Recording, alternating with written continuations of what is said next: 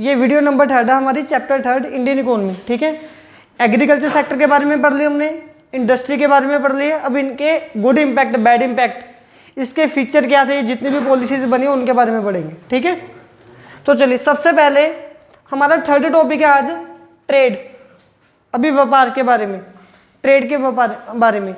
जब हमने एग्रीकल्चर के लिए पॉलिसी सेट कर ली, सही है बात, फिर हमने इसके बाद इंडस्ट्री के लिए पॉलिसी सेट कर ली, तो जो रॉ मटेरियल फाइनल प्रोडक्ट आपके पास बनेगा, हमने दूसरे देशों के साथ लेन देन करना, वो कैसे करना है, तो वो पॉलिसी सेट करनी थी। अब उन पॉलिसीज में भी हमने कुछ चेंज किए। वो चेंज कौन से किए? तो ट्रेड पॉलिसी में हमने सबसे बड़ा सिर्फ एक ही पॉइंट इंट्रोड्यूस किया, और वो सबसे बड़ा पॉइंट था हमारा, that was inward looking strategy policy, या फिर स्ट्रेटेजी ऑफ इंपोर्ट सब्स्टिट्यूशन।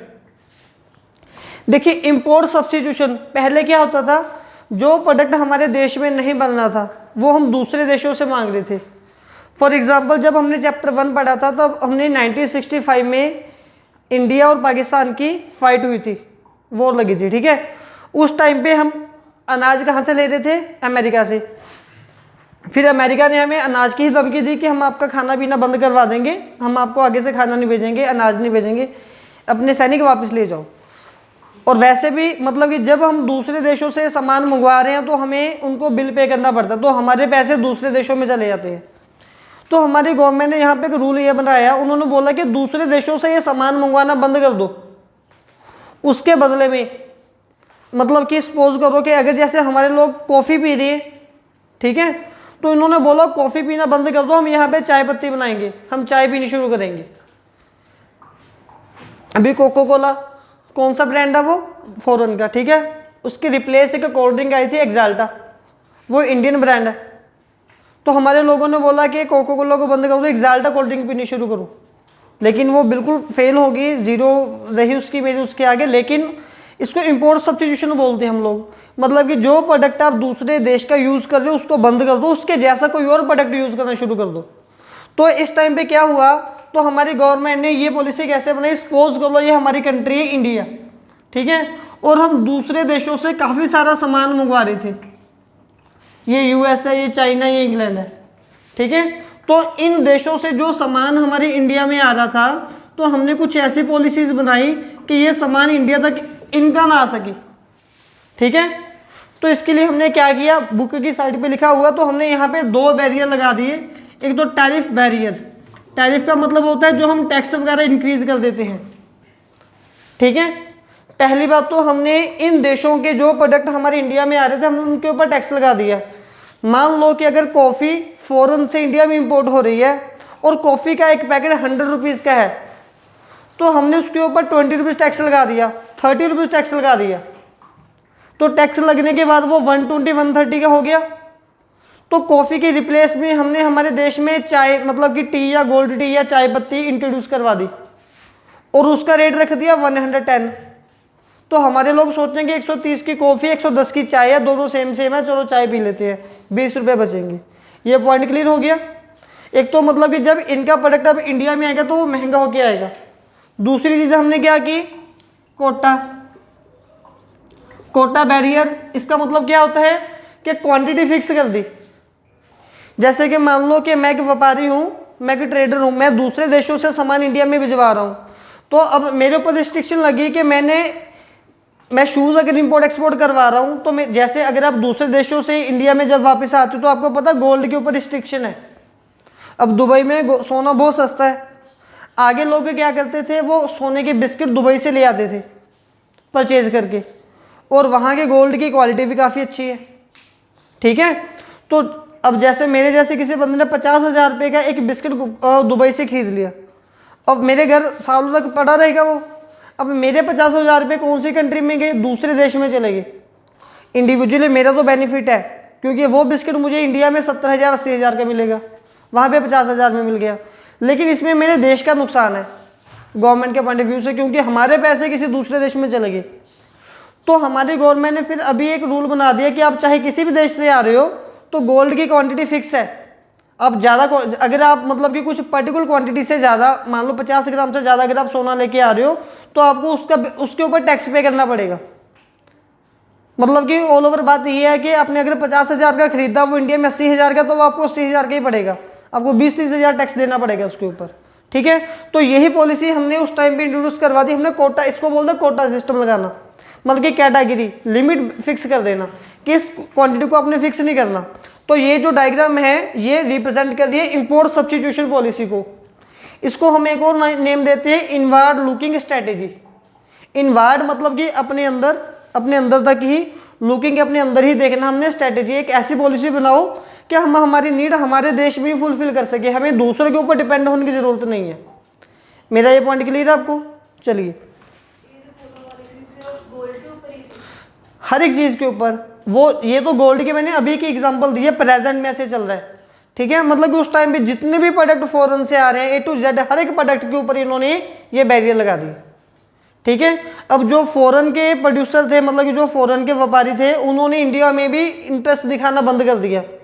वो बोल रहे हैं जी आपके देश में हमें प्रॉफिट ही नहीं होगा, एक तो आपने हमारा प्रोडक्ट वैसे ही महंगा कर दिया तो लोग खरीदेंगे नहीं, दूसरी बात लिमिट फिक्स है तो हमें इतना कम प्रॉफिट नहीं चाहिए। यही हमारा बेनिफिट था। अब इसके अंदर जो इनवार्ड लुकिंग स्ट्रेटेजी पॉलिसी थी, इसके अंदर हमारी गवर्नमेंट ने कौन कौन से स्टेप उठाए, कौन कौन से रूल बनाए थे। सबसे पहला रूल था इंपोर्ट रिस्ट्रिक्शंस। ये मैंने यहाँ पे ऑलरेडी एक्सप्लेन कर दिया कि जो भी इंपोर्ट, हम आगे क्या होता था कि आप फ्रीली इंपोर्ट करवा सकते हो दूसरे देशों से। अगर आप किसी दूसरे देश से शूज़ ला के इंडिया में सेल कर रहे हो, ठीक है, फॉरेन ब्रांड के, जितने आपके सेल हो सकते हैं आप उतने सेल करो। लेकिन अभी हमने क्या कर दिया, अभी हमने बोल दिया कि लाइसेंस के साथ इसको हमने टाइड अप कर दिया कि आप अपने लाइसेंस में मेंशन करो कि आपने किस लेवल का बिजनेस करना है, तो आप उतनी ही क्वांटिटी इंपोर्ट एक्सपोर्ट करवा सकते हो, उससे ज़्यादा नहीं। अगर आपने उससे ज़्यादा क्वांटिटी इंपोर्ट करवा ली और गवर्नमेंट को पता चल गया, वो आपका सारा माल जब्त कर लेगी। ठीक है, और एक छोटे लेवल की एग्जांपल दे रहा हूँ। आजकल कोरोना चल रहा है, मार्केट का टाइम क्या है कि 6 बजे तक दुकानें ओपन है कि उसके बाद बंद है। अब अगर किसी बंदे ने 6 बजे के बाद दुकान बंद नहीं की तो पुलिस वाले आएंगे, उसका जितना भी सामान दुकान के बाहर पड़ा उठा के लेके चले जाएंगे। ठीक है, तो मतलब कि यही ऐसी रिस्ट्रिक्शन है कि अगर आप लोगों ने उस क्वांटिटी से ज़्यादा सामान इंपोर्ट करवा लिया तो गवर्नमेंट ने वो जब्त कर लेना है। दूसरा पॉइंट हमारे पास आया फॉरेन एक्सचेंज। अब इस पॉलिसी में क्या था, देखिए हम ना आगे थोड़ा बहुत, जब हम दूसरे देशों से सामान मंगवा रहे हैं तो हमारी करेंसी दूसरे देश में चली जाती है, इससे हमारे रुपये का रेट है वो डाउन हो जाता है। तो हमने इस चीज़ को भी मैनेज करना था। ठीक है, तो हमने बोला कि हम दूसरे देशों से सिर्फ वही चीज़ें मंगवाएंगे जो हम हमारे देश में या तो प्रोडक्ट नहीं, जिनकी प्रोडक्शन नहीं कर सकते, या फिर जिन चीज़ों की प्रोडक्शन करना हमारे लिए काफ़ी कॉस्टली है क्योंकि हमारे पास या तो टेक्नोलॉजी नहीं है या वैसा इन्वायरमेंट नहीं है। एग्जांपल दे रहा हूँ, जैसे कि हमने ड्राई फ्रूट की प्रोडक्शन करनी है। अब जो ड्राई फ्रूट है वो पाकिस्तान में या कश्मीर में सबसे ज़्यादा उसकी प्रोडक्शन हो रही है। अगर हम हमारे यहाँ पे इस एरिया में अखरोट वगैरह या ड्राई फ्रूट की प्रोडक्शन करेंगे, प्रोडक्शन हो जाएगी लेकिन वो बहुत कम क्वांटिटी में होगी और बहुत डिग्रेड क्वालिटी की होगी। अगर 1 एकड़ ज़मीन पे हम 100 किलो ड्राई फ्रूट की प्रोडक्शन कर भी रहे हैं तो वो दूसरे देश में, पाकिस्तान में, कश्मीर में, उतनी जगह में 1000 किलो की प्रोडक्शन हो सकती है। ठीक है, तो मतलब कि हमने सिर्फ उन प्रोडक्ट, अब हमने बोला कि हम प्रोडक्ट इंपोर्ट तो होंगे लेकिन वही इंपोर्ट होंगे जिनके लिए हमारे पास टेक्नोलॉजी नहीं है या फिर जो हमारे लिए काफ़ी ज़्यादा ज़रूरी है, हमारे पास इन्वायरमेंट नहीं है उनकी प्रोडक्शन करने के लिए। ये चीज़ क्लियर है? ठीक है, इससे फॉरेन एक्सचेंज में भी हमारा बच जाएगा क्योंकि आगे आप हर एक चीज़ बाहर से मंगवा रहे थे, अब आप हर चीज़ नहीं मंगवा रहे हो, अब आप काफ़ी कम चीज़ें मंगवा रहे हो, तो इससे डॉलर के रेट के साथ हमारा थोड़ा बहुत फर्क पड़ेगा। ठीक है, थर्ड पॉइंट हमारे पास आ गया इनवार्ड लुकिंग स्ट्रेटेजी पॉलिसी। हमने 2 पॉलिसी अपना ली यहाँ पे। इनवार्ड लुकिंग स्ट्रेटेजी पॉलिसी क्या होती है? इनवार्ड लुकिंग स्ट्रेटेजी का मतलब क्या है, ये मैंने अभी अभी एक्सप्लेन किया, इसी को हम बोलते हैं। ठीक है, हमने बोला कि हम बाहर से सामान नहीं मंगवाएंगे, लेकिन इसी के साथ हमने ये बात बोल दी कि हम हमारे देश का एक्सपोर्ट प्रमोशन करेंगे। मतलब कि अगर हम किसी प्रोडक्ट में हमारे पास खासियत है, मुहूर्त है, हम वो प्रोडक्ट दूसरे देशों को बेचना शुरू करेंगे। एग्जाम्पल जैसे आगे क्या होता था, जो हमारे इंडिया के लोग थे, हमारा जो कपड़ा था, हैंडमेड प्रोडक्ट था हमारा, वो पूरा वर्ल्ड वाइड फेमस था। ताजमहल बिल्डिंग देखी हमने, हमारे इंडिया में ऐसी ऐसी बिल्डिंग बनी पड़ी है। एक 4500 साल पहले पिरामिड बने हुए हैं, 4500 साल पहले, और वो पिरामिड, उसका एक पिरामिड का जो वजन है वो 50 टन का है, एक पत्थर का। ठीक है, 46 लाख टन टोटल वेट है उस पिरामिड का। जब हमने घर बनाना होता तो हमें ये ज़मीन लेवल करनी पड़ती है, उस टाइम पे लेवल भी नहीं होता था ये प्रोडक्ट। और उन्होंने वो एग्जैक्ट वो ज़मीन कैसे ढूंढी होगी कि 46 लाख टन वजन जो है वो ज़मीन मतलब कि सहन कर सके। 4500 सालों से बनी हुई है वो। ठीक है, और वो बनी ऐसे हुई है कि उसके अंदर अभी भी रिसर्च चल रही है, अभी भी उसके अंदर कैमरा जा रहे हैं और अभी भी हर बार हमें हैरानजनक मतलब कि करने वाले रिजल्ट निकल के सामने आ रहे हैं। और वहाँ पे सबसे बड़ा क्वेश्चन ये है कि वो इतना बड़ा मतलब कि 50 टन का एक पत्थर कितने लोग कैसे उठाते होंगे और वो ऊपर तक कैसे जाता होगा, उसकी हाइट भी काफ़ी ज़्यादा है, सबसे बड़ा पिरामिड है वो। और जब हम उसको ऊपर से देखते हैं तो ऊपर से उसका डिज़ाइन भी मतलब कि गैलेक्सी को रिप्रेजेंट कर रहा है। ठीक है, तो मतलब कि उस टाइम पे हमारे लोग इन चीज़ों में थोड़ा काफ़ी ज़्यादा एक्सपर्ट होते थे, इस हैंडमेड प्रोडक्ट में हो गए या कपड़ा बनाने में हो गए। तो हमारे पंजाब से, लुधियाना से कपड़ा सभी जगह पे इंपोर्ट एक्सपोर्ट होता है। ठीक है, और बाकी जगह पे भी आसपास कहीं पे ये एक्सपोर्ट हो रहा है। ठीक है, 5 मिनट यहीं पे वेट करो। हर जगह पे हमारा जो ये प्रोडक्ट है वो इंपोर्ट एक्सपोर्ट हो रहा है। तो उस टाइम पे हमारे पास कुछ ऐसे ही होता, तो हमारे गवर्नमेंट ने बोला कि जिस प्रोडक्ट में हम लोग हमारे पास मोहरियत है, हम उस प्रोडक्ट को फेमस करना शुरू करते हैं, एक्सपोर्ट प्रमोशन करना शुरू करेंगे। ठीक है, नेक्स्ट पॉइंट हमारे पास आ गया फॉरेन कंपटीशन। फिर हम लोगों ने बोला कि हम थोड़ा बहुत फॉरेन कंपटीशन को भी मतलब कि कंप्लीट करना शुरू करेंगे। अगर हमारे प्रोडक्ट जो फॉरेन के हैं उनको हम इंडिया में बनाना शुरू करेंगे। ठीक है, नेक्स्ट पॉइंट अब आगे देखिए, स्लाइड फीचर। अब चैप्टर खत्म होने वाला है, जल्दी जल्दी में खत्म हो जाएंगे। पहले तो जो हमने पॉलिसीज बनाई थी उनके मोटे मोटे फीचर क्या थे वो समझ ली। सबसे पहला फीचर क्या है कि industry run by public sector only. हमने सबसे पहला फीचर क्या बनाया था कि जितनी भी इंडस्ट्रीज हैं मैक्सिमम इंडस्ट्री को कौन रन करेगा, पब्लिक सेक्टर। फिर दूसरा फीचर आया, अगर किसी इंडस्ट्री को किसी प्राइवेट सेक्टर ने रन करना है, ठीक है, अगर कोई भी प्राइवेट सेक्टर इसको रन करना चाहेगा तो उसको क्या चाहिए होगा, उसके पास सबसे पहले लाइसेंस। अगर किसी इंडस्ट्री को रन करना है किसी प्राइवेट सेक्टर ने तो उसको उसके पास हमेशा लाइसेंस होना चाहिए। ठीक है, फिर इसके बाद हमने क्या रखा कि जो हमारी इंडस्ट्रियलाइजेशन पॉलिसी थी वो किस लिए थी। हमारी ये जो पॉलिसीज थी हमारे पास इनका मेन थीम क्या था, इसका सबसे पहला मेन थीम था कि सेल्फ रिलायंस। सेल्फ रिलायंस का मतलब क्या होता है, चलिए रिलायंस का मतलब क्या है, विश्वास होना। सेल्फ रिलायंस मतलब कि हमें अपने आप ऊपर भरोसा हो सके। ठीक है, कि हम अपने पैरों पे खुद स्टैंड हो सके। फिर इंपोर्ट सब्स्टिट्यूशन के लिए, और ये दोनों टारगेट हमने अचीव भी कर लिए। नेक्स्ट पॉइंट हमारे पास है जैसे कि इंडिया है। ठीक है, अब इंडिया का क्या था कि हम दूसरे प्रोडक्ट देशों से सामान, इंडिया से जो सामान आ रहा है वो इंडिया तक ना पहुंच सके। क्लियर है। फिफ्थ पॉइंट है हमारे इंडिया में जो लार्ज स्केल इंडस्ट्रीज हैं उनको बनाया गया कि वो हमारे देश का इंफ्रास्ट्रक्चर इंप्रूव कर सके। जो स्मॉल स्केल इंडस्ट्री है उनको बनाया गया कि वो एम्प्लॉयमेंट इंक्रीज कर सके। अगर एम्प्लॉयमेंट इंक्रीज होगा तो देश में इक्वालिटी बढ़ेगी। अब इक्वालिटी क्या होती है, फर्स्ट चैप्टर में पढ़ा था। What do you mean by term equality. Equality equal distribution और इक्विटेबल डिस्ट्रीब्यूशन क्या था। इक्वालिटी मतलब कि सब में बराबरता होना। अगर मैं 1 लाख रुपया कमा रहा हूं तो कोई बात नहीं, आप लोग 80,000 रुपये कमा रहे हो, ऐसा नहीं है कि आप लोग 5,000 रुपये कमा रहे हो। ठीक है, बल्कि सबके पास रोजगार हो, सबके पास 4 पैसे अच्छे हों। नेक्स्ट पॉइंट हमारे पास आए फिर इसके गुड इफेक्ट और बैड इफेक्ट। ठीक है, गुड इफेक्ट बैड इफेक्ट कौन कौन से थे जल्दी से देखिए। सबसे पहला गुड इफेक्ट हमें क्या मिला कि हमारे देश में जो इंडस्ट्रियल प्रोडक्ट था उसकी एवरी ईयर 6% इंक्रीमेंट आ गया उसमें। ठीक है, हमारे देश में जो इंडस्ट्रियल प्रोडक्ट की प्रोडक्शन हो रही थी उसमें इंक्रीमेंट आ गया, कितना आ गया, 6% पर एनुअल। दूसरा पॉइंट, हमारी इंडस्ट्री में अब काफ़ी ज़्यादा डाइवर्सिफिकेशन आ गई। डाइवर्सिफिकेशन कैसे आ गई, आगे हमारे पास 1-2 इंडस्ट्री थी कपड़ा बनाने की, अनाज वगैरह बनाने की, बस। अब हमारे पास यहाँ पे सोलर सिस्टम मतलब कि लाइट वगैरह, लाइटिंग भी आ गई। ठीक है, काफ़ी सारी इंडस्ट्रीज बनने लगी। लोहा में काफ़ी सारी कैटेगरीज आ गई, फूड में काफ़ी सारी कैटेगरीज आ गई। ठीक है, शूज़ वगैरह इंडिया में बनने लग गए, फूड प्रोडक्ट इंडिया में काफ़ी सारे बनने लग गए। क्लियर है बात। नेक्स्ट पॉइंट हमारे पास है, जो लार्ज स्केल इंडस्ट्री थी उसने इंडिया में आके इंफ्रास्ट्रक्चर को वाकई इंप्रूव कर दिया।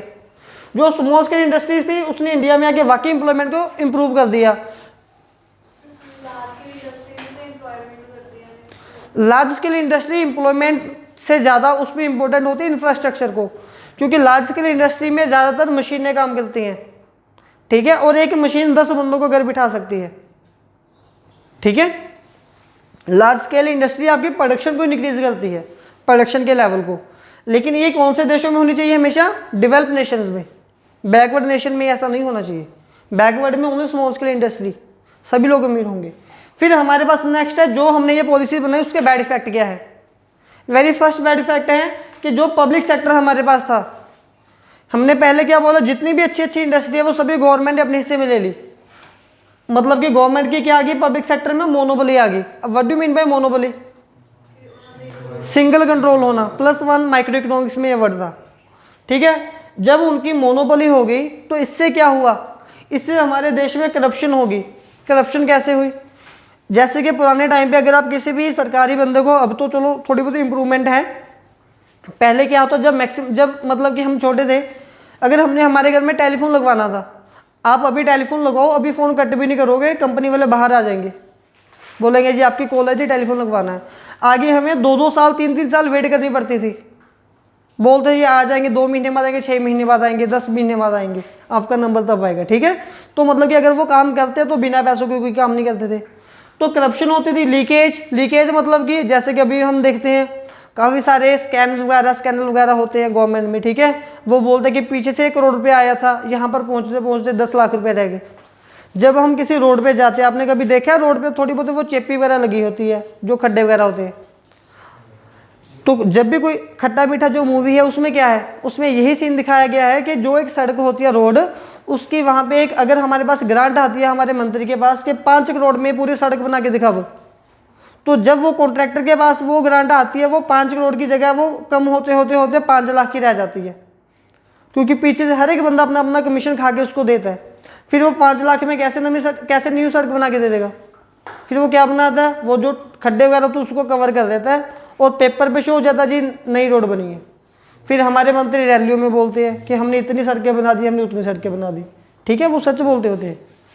दूसरा पॉइंट हमारे पास क्या आ गया, अब देखिए जो मैंने क्वेश्चन आज इंट्रोडक्शन में पूछा था कि जितनी भी हमारी डोमेस्टिक इंडस्ट्रीज थी, ठीक है, उसको गवर्नमेंट ने प्रोटेक्शन दी, गवर्नमेंट ने उसको प्रोटेक्शन दी, ठीक है। उसको प्रोटेक्शन गवर्नमेंट ने प्रोटेक्शन कैसे दे दी? जैसे मैं ये कोचिंग सेंटर चला रहा हूँ, अगर मेरे पास बच्चे आएंगे तभी फीस आएगी, फीस आ रही है तभी मेरा घर चलेगा, और ये प्राइवेट सेक्टर है तो मुझे यहाँ पे डेफिनेटली हार्डवर्क करना पड़ेगा।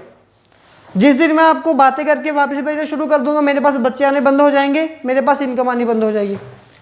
तो मतलब कि मेरी क्वालिटी हर टाइम मुझे इंप्रूव रखनी पड़ेगी, सही है। लेकिन प्रीवियस टाइम में क्या था कि जो हमारी गवर्नमेंट थी वो बोल रही थी कि आप लोगों को सरकारी इनकम मिलेगी, सरकारी सैलरी मिलेगी, चाहे लोग आ रहे चाहे नहीं आ रहे। तो इस वजह से हमारे लोग कभी अपडेटेड नहीं हुए और वो लो क्वालिटी प्रोड्यूस करते रहे, ठीक है। और हमने यहाँ पे ये फॉरेक्स का मतलब फॉरेन एक्सचेंज रेट को इम्प्रूव करने का एक सपना देखा था। कहाँ पे देखा था वो? ये रहा, ठीक है।